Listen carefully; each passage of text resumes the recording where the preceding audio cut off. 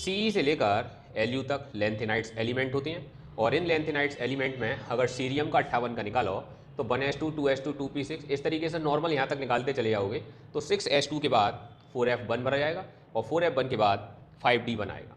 यानी कि अंतिम इलेक्ट्रॉन यहाँ पर एक तरीके से देखा जाए तो डी के अंतर्गत एफ के अंतर्गत है, लेकिन डी में भी एक है जो एफ में ही होने चाहिए थे। यानी एक एक्सेप्शन है जी हमारे इलेक्ट्रॉनिक कॉन्फ़िगरेशन रूल का।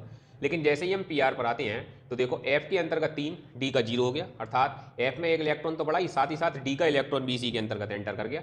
इसी तरीके से ध्यान से देखें तो इसमें भी और इसमें भी अगर इन सबको कंपेयर करें तो केवल डी में एक इलेक्ट्रॉन 3 जगह आता है, या तो सी में या 64 जी में या फिर एल यू 71 इसमें।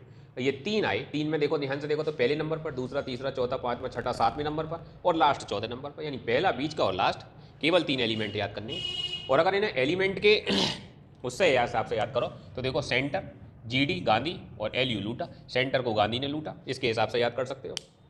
तो सी में, जीडी में और एलयू में परफेक्ट 10 इसका एटॉमिक नंबर है। ध्यान से देखो तो 64, 64, 6 और 4 10।